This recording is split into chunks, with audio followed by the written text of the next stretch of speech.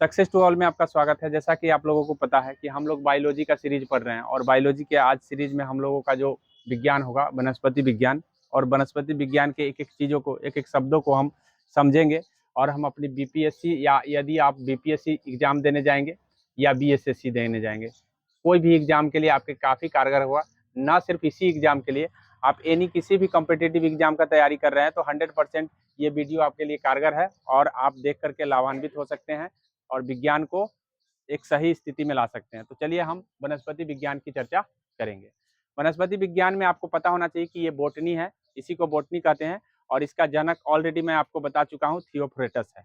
थियोफ्रेटस ने एक पुस्तक हिस्टोरिया प्लांटेरम लिखा, जिसमें 500 पादपों का मतलब बारे में उसने बताया और इस तरह से वो चर्चित हो गया और इसी चर्चा के कारण उसे हम थियोफ्रेटस को हम वनस्पति विज्ञान के जनक के रूप में भी जानते हैं। और ये ध्यान रखेंगे कि इसने वनस्पति के बारे में जो बताया है, जो वर्गीकरण किया है, उन्हीं का हम अध्ययन करेंगे। तो अभी हम आपको बता रहे हैं पादप। पादप में आपको ध्यान रखना है कि पादप को इसने 2 वर्गों में विभाजित कर दिया गया। एक वर्ग का नाम रख दिया क्रिप्टोगोमी और दूसरे वर्ग का नाम रख दिया गया फेंड्रोगेमी। याद रखेंगे कि क्रिप्टोगेमी और फेंड्रोगेमी, जिसको हम अपुष्पोभिद कहेंगे, ये आपका जो क्रिप्टोगेमी है ये अपुष्पोभिद है। अपुष्प से ही पता चलता है कि इसमें पुष्प नहीं होंगे। ये आपको पुष्पोभिद का मतलब होता है, पुष्प से ही पता चलता है कि ये पुष्प इसमें होंगे। ठीक है, तो इस तरह से हम आपको ध्यान रखना है कि एग्जाम में कभी कभी यही पूछ दिया जाता है कि कौन क्रिप्टोगेमी के अंतर्गत आता है, कौन फेंड्रोगेमी के अंतर्गत आता है। तो ध्यान रखेंगे कि यहाँ फेंड्रोगेमी लिखा हुआ है। अब फेंड्रोगेमी लिखा है तो फेंड्रोगेमी में पुष्प होता है और क्रिप्टोगेमी में अपुष्प होता है, मतलब पुष्प नहीं होते हैं। पुष्पोभिद और अपुष्पोभिद यही होते हैं। हम बात कर लेते हैं क्रिप्टोगेमी की। तो क्रिप्टोगेमी जो है ये भी 3 तरह से डिवाइड किए गए हैं, अर्थात जिनके पुष्प नहीं है उनको 3 तरह से डिवाइड कर दिया गया वैज्ञानिकों ने और तीनों का नाम अलग अलग दे दिया। एक का नाम आपको हम बता देते हैं, थैलोफाइटा है। थैलोफाइटा, वही ब्रायोफाइटा। ठीक है, थैलोफाइटा है, उसके बाद ब्रायोफाइटा है और उसके बाद आपको ध्यान रखना है टेरिडोफाइटा है। तो इस तरह से आपको ध्यान रखना है कि 3 नाम याद रखने हैं और तीनों नाम किस में आते हैं, तो तीनों के तीनों क्रिप्टोगेमी में, तीनों के तीनों आपको है क्रिप्टोगेमी के अंतर्गत आता है। ठीक है, अब ये क्रिप्टोगेमी के अंतर्गत अपुष्पोभिद, ये मतलब इसमें पुष्प नहीं होते हैं, इसीलिए इनका क्रिप्टोगेमी के अंतर्गत इसको रखा गया। अब ये थैलोफाइटा की बात कर लेते हैं हम। थैलोफाइटा, तो थैलोफाइटा भी 3 प्रकार के होते हैं, याद रखेंगे। थैलोफाइटा भी 3 प्रकार के होते हैं और ये तीनों नाम आपको ध्यान रखना है, जो कि आपके एग्जाम के दृष्टि से काफी महत्वपूर्ण है। एक शैवाल है, शैवाल जैसा कि आप इसके शाखा को भी जान चुके हैं, फाइकोलॉजी होता है, वही आपका कवक है, जैसा कि इसके शाखा का आप नाम जान चुके हैं। इसको हम, इसके शाखा को हम माइकोलॉजी, मतलब इस विज्ञान की शाखा को माइकोलॉजी कहा जाता है। वही आप जीव विज्ञान है जिसको बैक्टीरियोलॉजी के नाम से जानते हैं, जीवाणु जिसको कहते हैं। तो ये सारे के सारे क्या है, अपुष्पोभिद है। अपुष्पोभिद होने का मतलब है कि ये सारे के सारे क्रिप्टोगेमी हैं। तो दोनों नाम आपको याद रखना है, क्रिप्टोगेमी और फेंड्रोगेमी। फेंड्रोगेमी और क्रिप्टोगेमी हम पहले इसी की चर्चा कर लेते हैं, लेकिन उससे पहले मैं आपको बता दूं कि पुष्पोभिद के भी 2 प्रकार बांट दिए गए हैं ताकि पढ़ने में आसानी हो। इसको भी 2 टाइप बता दिया गया है। एक का नाम नगण्यबीजी है, नगण्यबीजी। दूसरा का नाम आपका है आवृतबीजी, आवृतबीजी। तो इस तरह से आपको ध्यान रखना है कि इसके भी 2 टाइप्स हैं। आपसे पूछा जा सकता है कि नगण्यबीजी किसके अंतर्गत आते हैं, तो फेंड्रोगेमी के अंतर्गत आते हैं। वही आवृतबीजी भी फेंड्रोगेमी के अंतर्गत आते हैं। तो इन्हीं से भर भर के प्रश्न पूछे जाते हैं। हालांकि इसका आधार हम बता रहे हैं, हम पूरी प्रश्न नहीं बता रहे हैं, पूरा प्रश्न आपको टेस्ट के जरिए क्लियर कराया जाएगा, लेकिन ये आपको आधार मालूम होना चाहिए ताकि बेसिक चीज अगर हमें पता होता है तो हमको कोई भी चीज याद रखने में हमको मदद मिलता है। इसीलिए ये ध्यान रखना हमें जरूरी होगा कि अगर हम बेसिक चीज कंफर्म करके रखे हैं तो उससे जोड़ने में हमको मदद मिलता है। इसीलिए ध्यान रखिएगा, वीडियो आपको जोड़ने का काम करवा रहा है, न कि आपको पूरा अध्ययन करवा रहा है। वीडियो सिर्फ आपको जोड़ने का काम कराएगा, इसलिए वीडियो देखना आपके लिए अति महत्वपूर्ण होगा। चलिए, तो हम आपको बता दे रहे हैं कि आवृतबीजी भी 2 प्रकार से डिवाइड कर दिए गए हैं। इनके भी 2 प्रकार हैं, जिसमें से एक बीजपत्री वाला होता है, एक बीजपत्री वाला, एक बीजपत्री होगा और दूसरा है द्विबीजपत्री होंगे, द्विबीजपत्री होंगे। तो ये ध्यान रखेंगे कि द्विबीजपत्री और एक बीजपत्री में डिवाइड इसको किया गया है। तो इतनी बात आपको 100% मालूम होना चाहिए, बेसिक रूप से ये चीज है। चलिए हम आते हैं आपको थैलोफाइटा के अंतर्गत थैलोफाइटा के बारे में आपको हम चर्चा करते हैं कि आखिर थैलोफाइटा में कौन कौन आ रहे हैं। तो अभी हम बता चुके हैं कि थैलोफाइटा के अंतर्गत शैवाल आते हैं, कवक आते हैं और जीवाणु आते हैं। ये तीनों ही थैलोफाइटा के अंतर्गत आते हैं। थैलोफाइटा वनस्पति शास्त्र का सबसे बड़ा समूह माना जाता है, इस बात को ध्यान रखेंगे। एग्जाम के दृष्टि से काफी महत्वपूर्ण है कि थैलोफाइटा वनस्पति विज्ञान के अंतर्गत सबसे बड़ा समूह कौन सा है, तो थैलोफाइटा है। थैलोफाइटा में शैवाल, कवक और जीवाणु आपको देखने को मिलता है। लेकिन एक चीज आपको ध्यान रखना है कि थैलोफाइटा में जड़, तना, जड़ जो होता है और तना जो होता है स्पष्ट रूप से दिखाई नहीं देते हैं। नहीं समझ में आता है कि कौन जड़ है या कौन तना है। ठीक है, इसमें पत्ता जो है, जड़, तना एवं पत्ती स्पष्ट रूप से आपको समझ में नहीं आएगा। मतलब इसका भागे नहीं समझ में आता है कि कौन जड़ है, कौन तना है, कौन पत्ता है। ठीक है, और इसमें संवहन ऊतक का अभाव होता है। तो स्पष्ट रूप से क्या चीज नहीं है, क्या चीज का अभाव है, इससे प्रश्न बनते हैं। ध्यान रखेंगे कि संवहन ऊतक का अभाव होता है। आई होप ये बात आपको समझ में आया होगा। अब हम आपको बता रहे हैं शैवाल के विषय में। तो शैवाल का अध्ययन, जैसा कि आप पहले भी जान चुके हैं, फाइकोलॉजी है। ये ऑलरेडी आप पढ़ चुके हैं और याद भी हो गया होगा। एक चीज आपको ध्यान रखना है कि शैवाल में पर्णहरित होता है। इस बात, ये एग्जाम में न जाने कितनी बार पूछा गया है, इसका कोई अंत ही नहीं है। लेकिन ये ध्यान रखना है कि पर्णहरित इसमें होता है। अब जहां पर्णहरित होंगे वहां पे भोजन अपने आप बन जाता है। और भोजन अपने आप बनने का मतलब, जैसे आपने पौधों में भी पढ़ा होगा कि पर्णहरित होता है, और पर्णहरित एक ऐसा लवक है जो पौधों को भोजन बनाने में मदद करता है। इसीलिए इस पर्णहरित को हम पौधे का रसोई घर भी कहते हैं। तो ये शैवाल के अंतर्गत है। इसका मतलब है कि ये 100% शैवाल स्वपोषी है, अर्थात वो अपना भोजन खुद संश्लेषण कर लेता है। इस बात से आप खुद अंदाजा लगा सकते हैं। इसमें संवहन ऊतक नहीं होता है, जैसा कि हम आपको बता दिए हैं कि संवहन ऊतक इसमें नहीं होता, ऑलरेडी पहले ही बता दिए। आइए हम कवक को जानते हैं। कवक क्या है, तो इसका अध्ययन माइकोलॉजी में करते हैं। ऑलरेडी पहले बता चुके हैं, लेकिन हम दोबारा रिपीट इसलिए कर रहे हैं कि आपको याद हो जाए। इसमें पर्णहरित का अभाव होता है, अर्थात कवक की बात करें तो पर्णहरित का अभाव होता है। अभाव का मतलब है पर्णहरित रहित। रहित शब्द का मतलब अभाव होता है। इस बात को ध्यान रखेंगे, पर्णहरित नहीं होता है, इस बातों को ध्यान रखना है। और दूसरी बात यह है कि पर्णहरित किसमें होता है, किसमें नहीं होता, ये ध्यान रखना जरूरी है। क्योंकि कवक ही, थैलोफाइटा के अंतर्गत एक कवक है जिसमें नहीं होता है, एक शैवाल है जिसमें होता है। तो इसका मतलब है कि ये अपना भोजन खुद नहीं बना सकता है। ये आपको हम कह सकते हैं कि ये परपोषी होंगे, क्योंकि इसमें पर्णहरित नहीं होते हैं। इसमें संवहन ऊतक भी नहीं होता है इसमें भी। और इसके कोशिका काइटिन का बना होता है। ये एग्जाम में पूछा गया है कि कवकों की कोशिका किसका बना है, तो काइटिन का।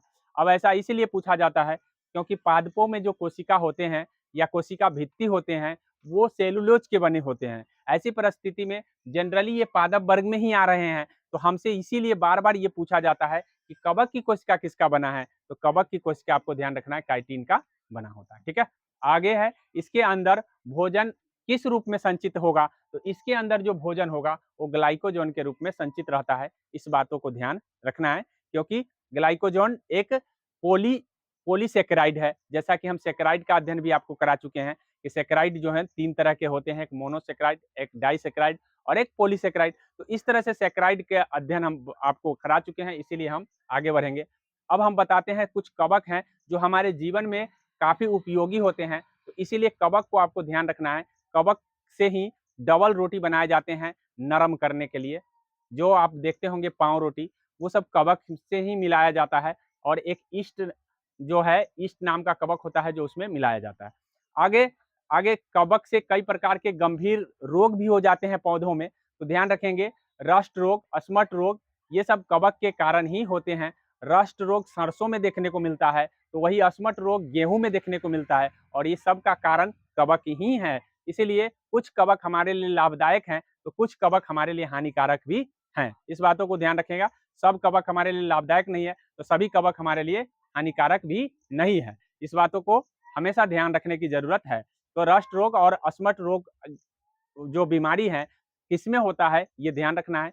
एक किट्टू रोग होता है जो कि आपको गेहूं में ही देखने को मिलता है, ये भी कवक के कारण ही होता है। अंगमारी रोग भी कवक के कारण ही होता है, आलू में हो जाता है।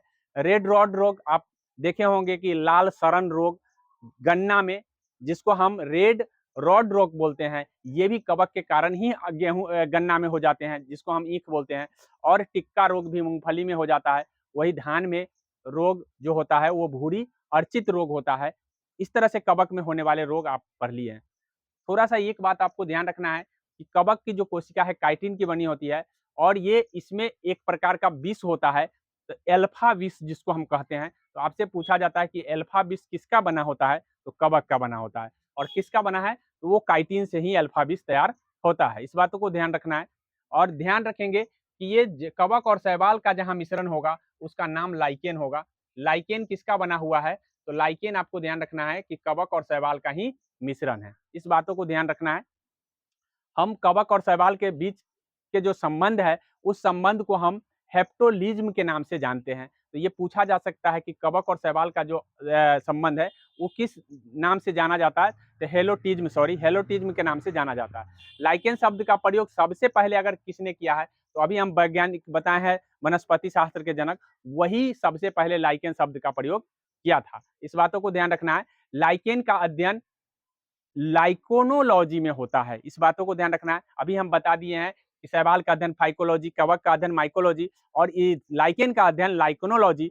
तो जैसा कि नाम से ही पता चल जा रहा है, तो याद रखने में परेशानी नहीं होगी। लाइकेन के भी 3 तरह से प्रजनन होते हैं, जिसमें से कायिक प्रजनन, लैंगिक प्रजनन, अलैंगिक प्रजनन, सभी प्रजनन इसमें देखने को मिलता है। तो ये बेसिकली आपको इससे प्रजनन कैसे नहीं पूछेगा, लेकिन ये याद रखना जरूरी है ताकि लाइकेन के बारे में आपको ज्यादा से ज्यादा डिटेल्स याद रहें। यह एक प्रदूषण का सूचक है, इस बातों को ध्यान रखेंगे। अर्थात जहाँ पे प्रदूषण होगा ये इसका जन्मेशन नहीं होता है, अर्थात ये जनन नहीं करते हैं। तो इस तरह से हमको पता चल जाता है कि लाइकेन प्रदूषण का सूचक है। कैसे पता चलेगा, अर्थात जहाँ लाइकेन नहीं जमा है इसका मतलब यहाँ पे कोई ना कोई प्रदूषण होगा। और सबसे ज्यादा ये प्रदूषित ये SO2 को सूचित करता है।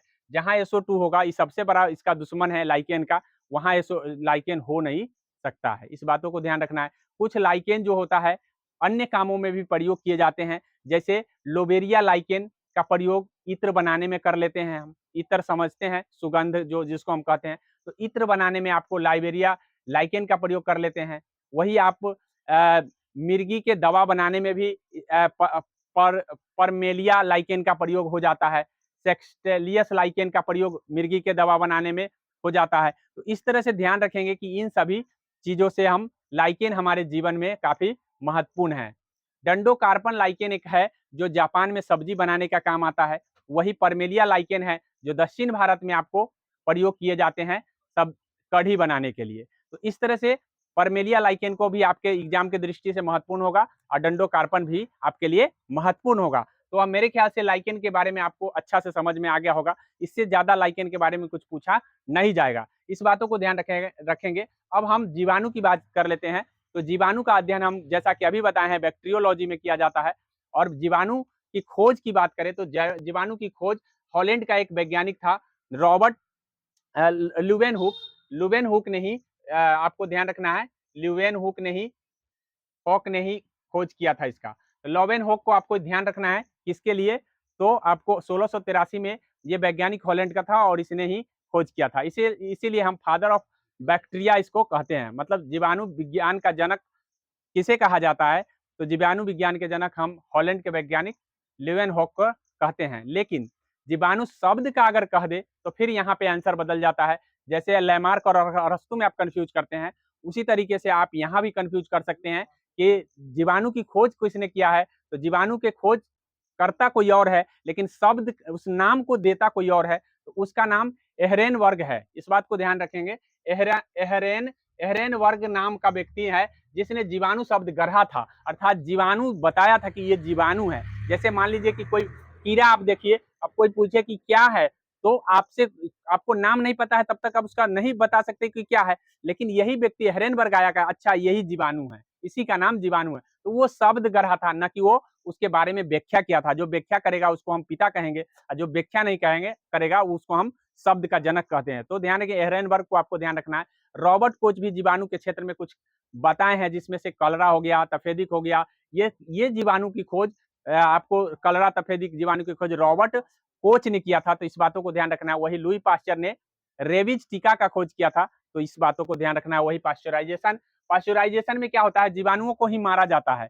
पाश्चराइजेशन में जैसे आप दूध को गर्म करते हैं 65 डिग्री पर, 70 डिग्री पर, तो इस तरह से दूध को गर्म करके हम जीवाणु को मार देते हैं। तो इस मारने की प्रक्रिया को ही हम पाश्चराइजेशन कहते हैं और इस पाश्चराइजेशन का खोज रॉबर्ट ये आपको है लुई पाश्चर ने किया है। तो लुई पाश्चर के लिए दो चीज याद रखने हैं, एक तो पाश्चराइजेशन का खोज किया और एक आपको ध्यान रखना है रेबीज टीका का खोज किया है। इतनी बात आपको जानकारी होनी चाहिए। आकार की दृष्टि से अगर जीवाणु को हमसे पूछा जाए कि किस आकार में होता है, तो इसके कोई एक नियमित आकार नहीं है। ये छड़ आकार में भी हो सकता है, गोल आकार में भी हो सकता है और कौमा आकार में भी हो सकता है, सर्पिला आकार में भी हो सकता है। तो जनरली आपको ध्यान रखना है कि जीवाणु के कोई एक नियमित आकार नहीं है, अपने कई आकारों के लिए ये जाने जाता है। अब हम विषाणु की बात करेंगे, लेकिन हम अगले अध्याय में आपको विषाणु की बात बताएंगे, जो और विषाणु और जीवाणुओं से होने वाले रोगों को बताएंगे। तो अगले मिलते हैं अगले वीडियो में। जब तक के लिए नमस्कार। चैनल को लाइक और सब्सक्राइब जरूर कर लें।